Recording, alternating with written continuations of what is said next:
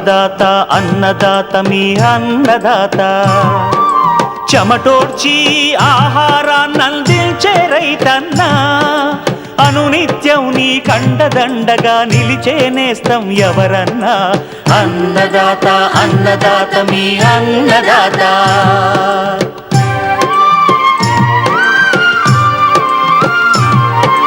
నూతన రీతుల సాగుబడికి నూరింతలు పెరిగే దిగుబడికి సూచనలిచ్చే సస్య రక్షణకు పశు పోషణకి శాస్త్ర విజ్ఞానం అందించి ముందుకు నడిపే తెలుగు రైతు భారతదేశానికి మకుటం అయ్యేలా తీర్చిదిద్దే ఆశయంతో మిమ్ము మేలు కొలిపేది అన్నదాత అన్నదాత అన్నదాత మీ అన్నదాత అన్నదాత అన్నదాత మీ అన్నదాత. అన్నదాత ప్రేక్షకులకు నమస్కారం. ఈనాటి ముఖ్యాంశాలు: నాణ్యమైన ధాన్యం దిగుబడికి వరి కోతలు, అనంతరం తీసుకోవాల్సిన జాగ్రత్తలు,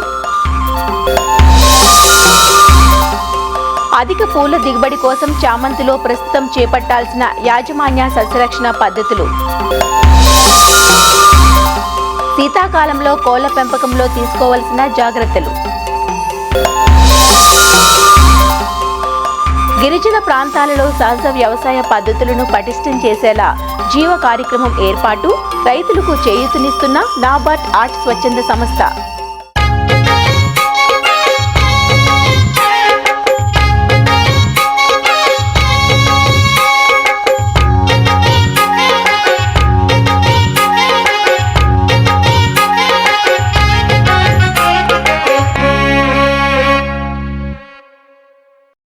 ఇరు తెలుగు రాష్ట్రాల్లో ఖరీఫ్లో సాగు చేసిన వరి పంట ప్రస్తుతం కోతల దశలో ఉంది. ఇప్పటికే అక్కడక్కడ రైతులు కోతలు చేయగా చాలా ప్రాంతాలలో రైతులంతా కోతలకు సిద్ధంగా ఉన్నారు. అయితే పంట కోతలు, ఆరబోత, నిల్వ సమయంలో తగిన జాగ్రత్త చర్యలు తీసుకోకపోతే ఆరుగాల కష్టం వృధాగా పోతుంది. తేమ శాతం ఎక్కువగా ఉంటే వ్యాపారులు ధర తగ్గించి వేస్తుంటారు. అంతేకాదు నిల్వలో క్రిమికీటకాలు వల్ల జరిగే నష్టం అపారంగా ఉంటుంది. అందువల్ల సరైన నాణ్యతా ప్రమాణాలుండేలా వరి కోతలు, నూర్పుడి, ఆరబోత, నిల్వలో అన్నదాతలు తగిన జాగ్రత్తలు తీసుకోవాలంటూ తెలియజేస్తున్నారు ఆచార్య ఎన్జీ రంగా వ్యవసాయ విశ్వవిద్యాలయం, శ్రీకాకుళం జిల్లా ఆముదాల వలస కృషి విజ్ఞాన కేంద్రం శాస్త్రవేత్త డాక్టర్ కిరణ్ కుమార్.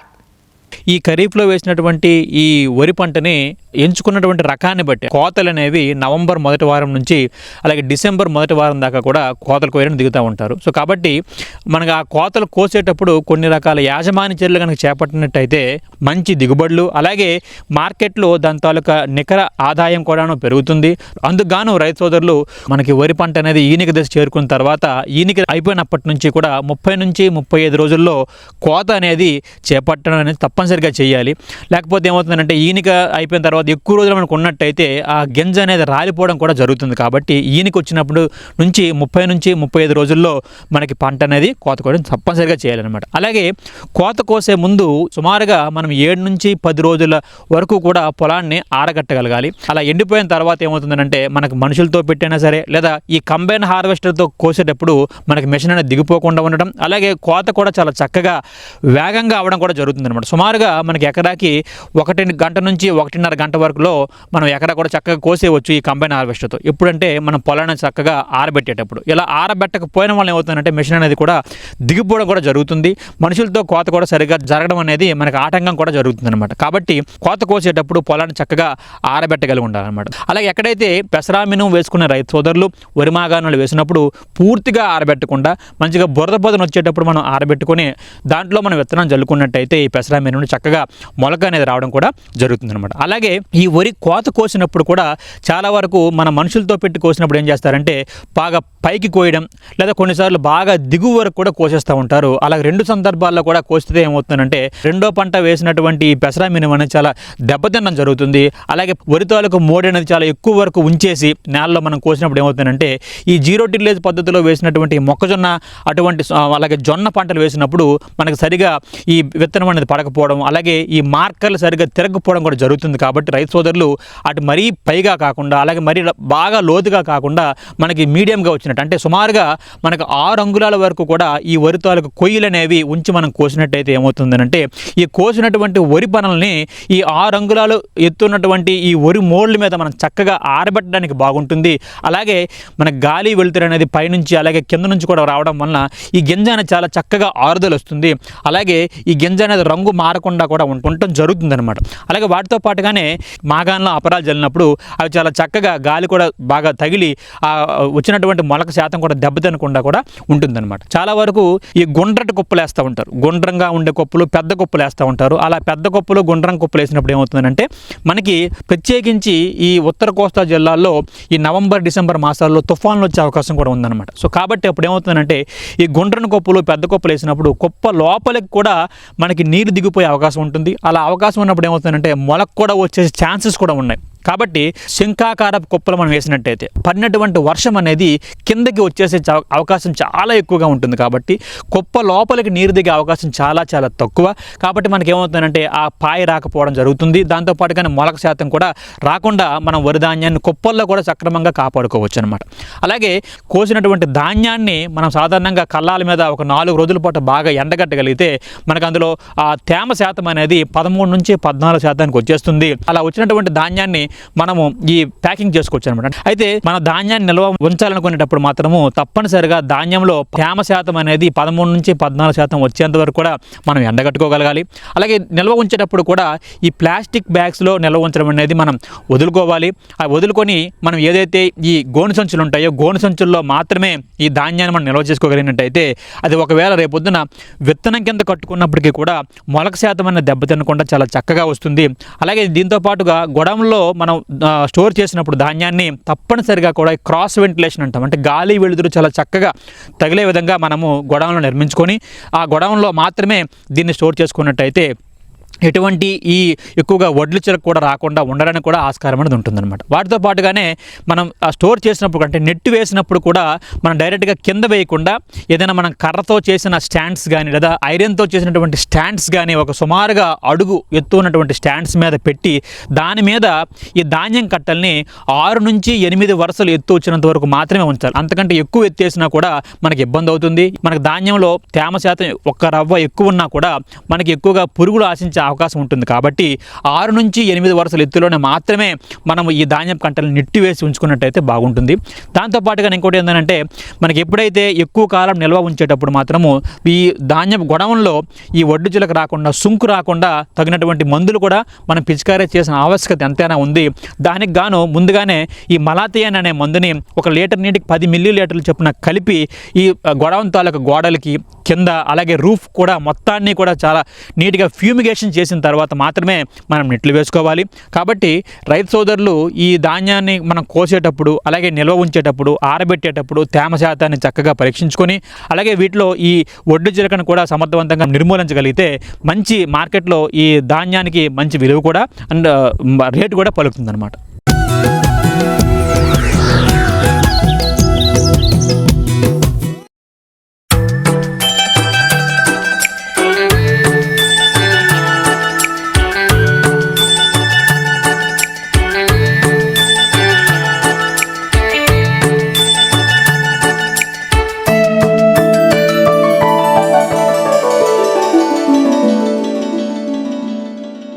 పండుగల సీజన్లో సాంప్రదాయక పుష్పాలైన బంతి చామంతికి డిమాండ్ ఎక్కువగా ఉంటుంది. చామంతుల్లో వివిధ వర్ణాలు చూపరులను ఇట్టే కట్టిపడేస్తాయి. చాలా చోట్ల చామంతి మొగ్గ దశ నుంచి పూత దశ వరకు ఉంది. ఆలస్యంగా నాటినవి ఇంకా శాకీయ దశలో ఉన్నాయి.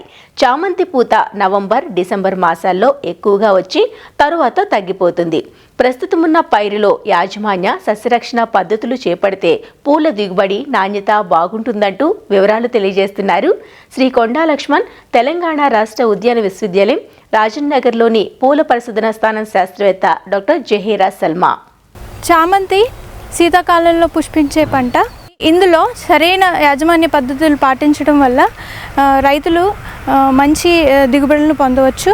ఆగస్టు మాసంలో నాటుకున్న చామంతి కోత దశలో ఉంటుంది కాబట్టి రైతులు కోత అయిపోయిన తర్వాత చామంతి మొక్కలను కింద వరకు కోసేసి పైపాటుగా 30 నుంచి 35 కిలోలు పర్ ఎకరానికి యూరియా అందించినట్లయితే మళ్ళీ కొత్త కొమ్మలు వచ్చి మళ్ళీ ఒక నెలలో అంటే 30 నుంచి 35 రోజుల్లో మళ్ళీ రెండో దశలో మళ్ళీ పూత వచ్చే అవకాశం ఉంది.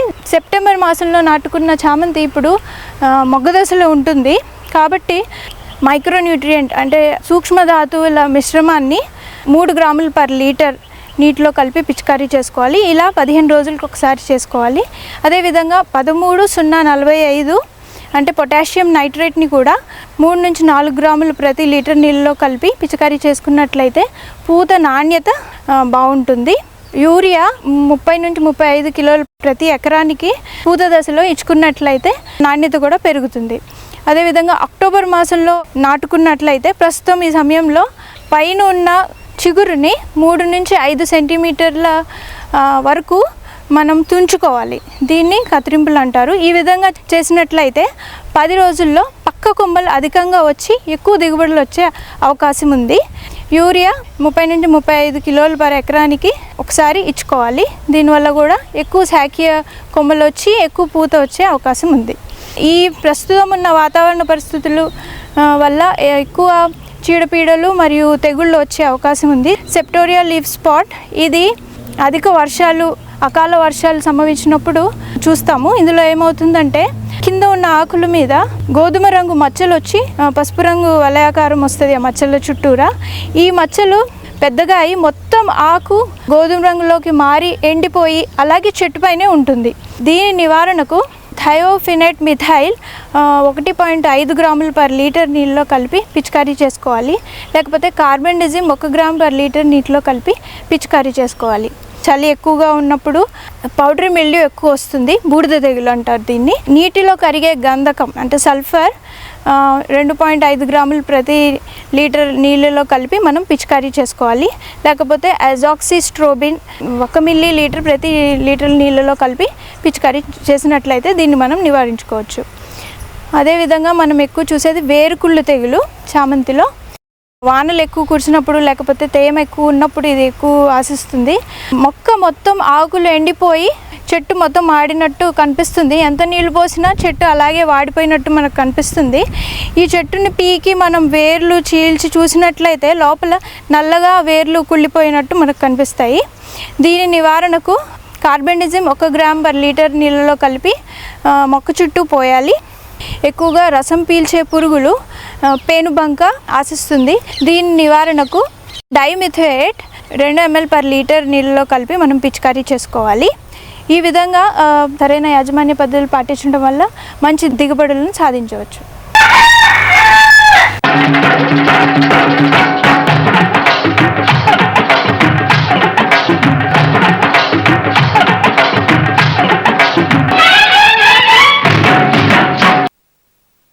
వ్యవసాయ అనుబంధ పరిశ్రమల్లో కోళ్ల పరిశ్రమ ఒకటి.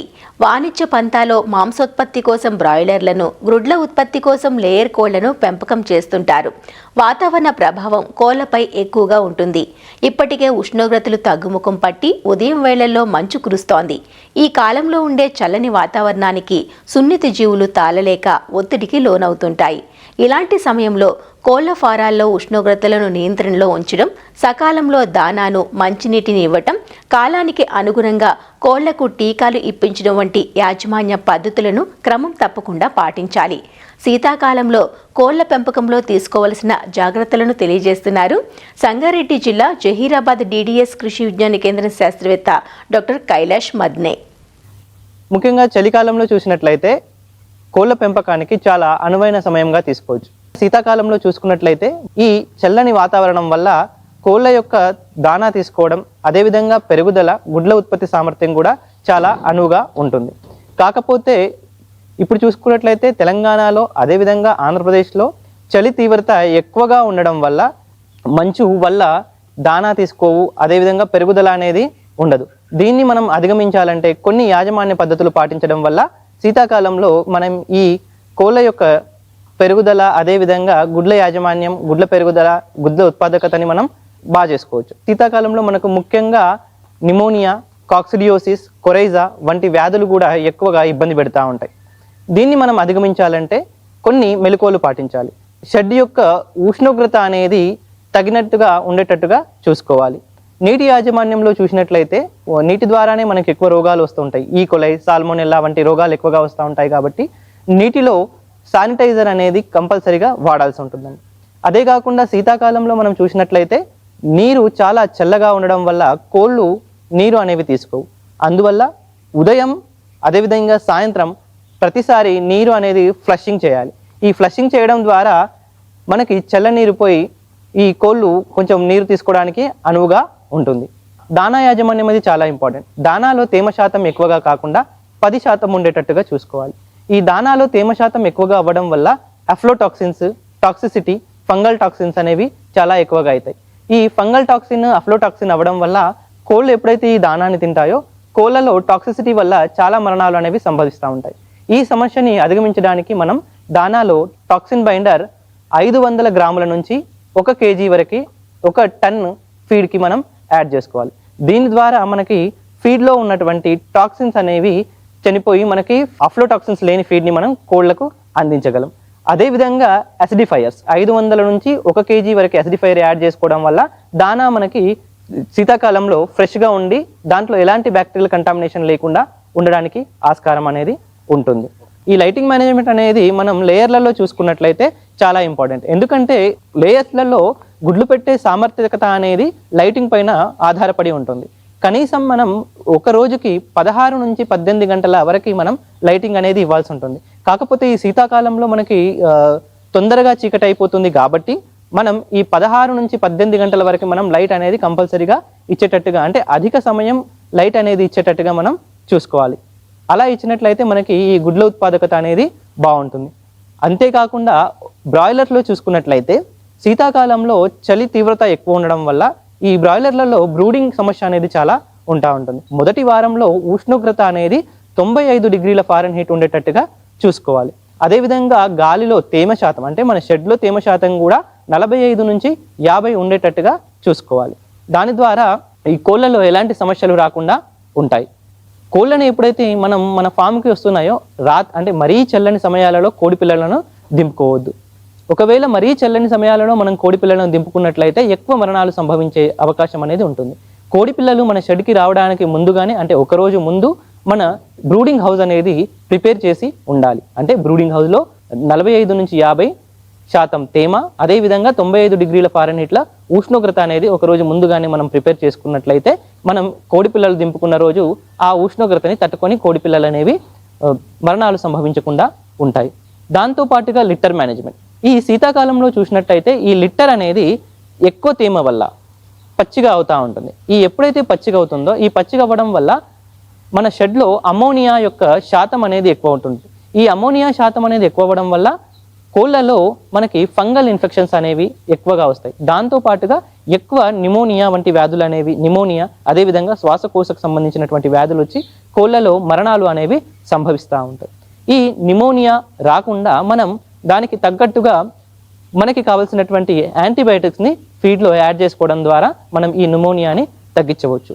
ఈ శీతాకాలంలో చూసుకున్నట్లయితే ఈ చల్లగాలులు అనేవి కోడి పిల్లలకు నేరుగా తలగకుండా మనం పరదాలు అనేవి ఎప్పటికీ పైనుంచి కిందికి దింపుకునేలాగా చూసుకోవాలి. ఎప్పుడైతే మనం ఈ పరదాలని పైనుంచి కిందికి దింపుతామో అప్పుడు మన షెడ్లో ఉన్నటువంటి ఎక్కువ శాతంలో ఉన్నటువంటి అమ్మోనియా బయటికి వెళ్ళిపోయి షెడ్లో అమ్మోనియా శాతం అనేది తగ్గి కోడి పిల్లలు అనేవి చురుకుగా ఉంటాయి. కొరైజా అదేవిధంగా శ్వాసకోశ వ్యాధులు రాకుండా మనం శీతాకాలానికి ముందుగానే తగినటువంటి టీకాలు అనేవి వేయాలి. ఈ టీకాలు మనకి కంటి చుక్క ద్వారా వేయొచ్చు. అదేవిధంగా ఈ నిమోనియా ఏదైతే ఉండిందో నిమోనియాని మన పరదాల మేనేజ్మెంట్, అంటే ఈ కర్టన్స్ని పైనుంచి కిందికి దింపడం ద్వారా మనం అమోనియాని కంట్రోల్ చేయడం ద్వారా మనం ఈ నిమోనియాని కూడా తగ్గించుకోవచ్చు.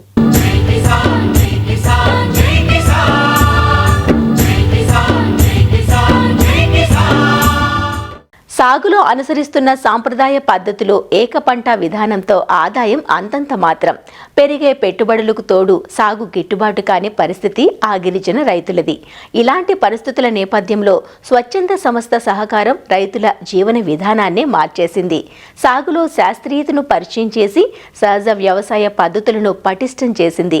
దీంతో జీవన ప్రమాణాలు మెరుగుపడడంతో పాటు ఆర్థికంగా నిలదొక్కునేందుకు అవకాశం కలిగింది. పార్వతీపురం మన్యం జిల్లాలో గిరిజన రైతులకు చేయూతనందిస్తున్న ఆర్ట్స్ స్వచ్ఛంద సంస్థ సేవలపై జై కిసాన్ కథనం.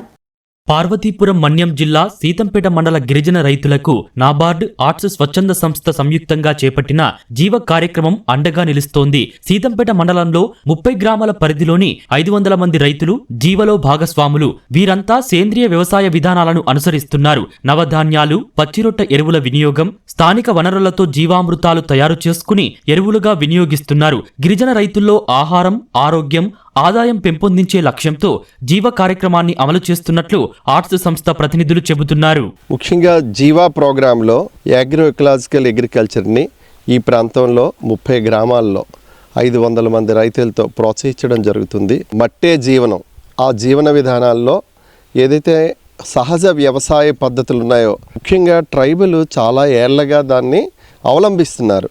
ఆ అవలంబించే పద్ధతుల్ని కొద్దిగా సైంటిఫికైజ్ చేసి శాస్త్రీయ పద్ధతిలో తీసుకువచ్చి దాన్ని మరింత పటిష్టవంతం చేసి వాళ్ళ వ్యవసాయ విధానాల్లో అవి ఉపయోగించుకునేటట్టు చేసి వాళ్ళ ఖర్చు తగ్గించి మట్టి తాలూకా సారాన్ని పెంచి మట్టి కొట్టుకుపోకుండా సంరక్షణ చేసి మంచి పంటలను తీసుకురావాలి. అలానే జీవ ప్రక్రియ ఏదైతే ఉందో దాన్ని రైతులు అవలంబించేటట్టు ఆ పద్ధతుల మీద ట్రైనింగ్స్ చేసి ముఖ్యంగా ద్రవజీవామృతం కానివ్వండి, ఘనజీవామృతం కానివ్వండి, అలానే పంటల్లో వైవిధ్యం. ఇప్పుడు ఈ ఇంటిగ్రేటెడ్ ఫార్మింగ్ సిస్టమ్ ఉంది అంటే సంవత్సరం పొడుగున 365 డేస్ కూడా రైతుకి ఆ భూమి మీద పంట ఉంటుంది, రైతుకి ఆదాయం వస్తుంది. ఈ విధానాన్ని ఎక్కువగా అవలంబించడం జరిగింది. తద్వారా రైతు ఆదాయం పెరిగింది. ఈ ప్రాంతంలో ఆహారం, ఆరోగ్యం, ఆదాయం అనే కాన్సెప్ట్తో ఈ కార్యక్రమాన్ని ముందుకు తీసుకెళ్ళడం జరుగుతుంది.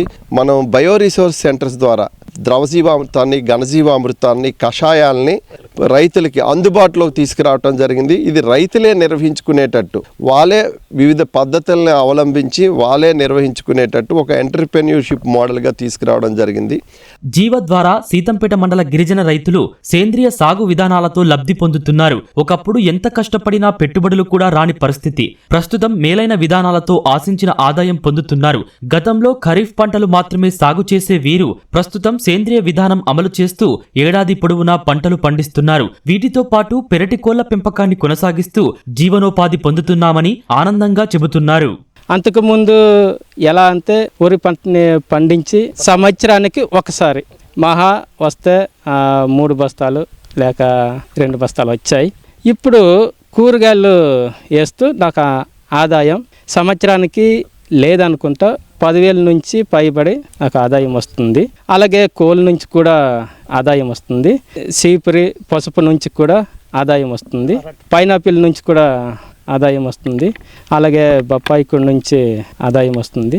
ఈ సంస్థ జీవం నుంచి సపోర్టు ఇవ్వడం వలన సంవత్సరానికి ఆదాయంని పొందుతున్నాను. జీవా ప్రోగ్రామ్ మాకు బాగుంది. ఎందుకంటే కొన్ని సలహాలు, సూచనలు ఏవైనా మాకు చెప్తారో దాన్ని బట్టి మేము చేసే ఏర్పాటు మేము చేస్తున్నాం అన్నమాట. అంటే అంతకుముందు మాకు సలహాలు, సూచనలు మాకు లేనప్పుడు స్వసిద్ధంగా మేము చేసేవాళ్ళము. అంటే అంత అవగాహన మాకు తెలిసేది కదనమాట. ఎందుకంటే ఏ పంటకి ఏ రకంగా వాడాలంది, ఏ మందులు వాడాలంది మాకు తెలియదు. మేము ఎప్పటికీ సంవత్సరము పొడుగున ఏదో ఒక పంటలో ఉంటాము. ఇప్పుడు మాకు చిక్కుడు అయిపోయింది సార్, చిక్కుడు అయిపోయింది, తర్వాత బీర అయిపోయింది, మళ్ళీ ఇప్పుడు ఇది మిరపేస్తాము, తర్వాత ఇప్పుడు బొప్పాయి ఉంది.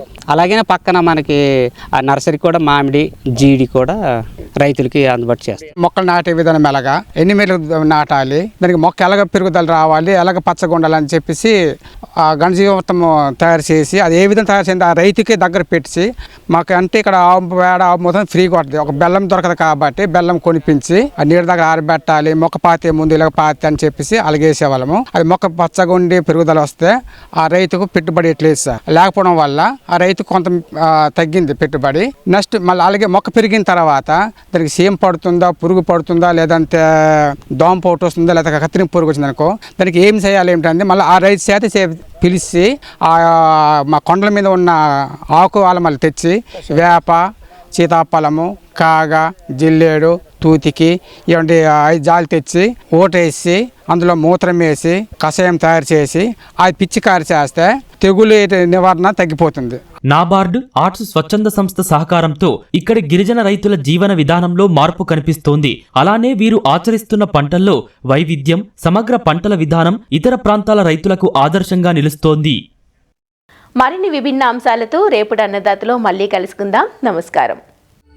అన్నదాతలు తమ సందేహాలు సమస్యలను 1-800-425-4085 టోల్ ఫ్రీ నంబర్లో ఉదయం 10 నుంచి 11 గంటల మధ్య పని దినాలలో సంప్రదించగలరు. ఈ కార్యక్రమాన్ని యూట్యూబ్లో www.youtube.com/annadata ETV లింక్ ద్వారా వీక్షించవచ్చు.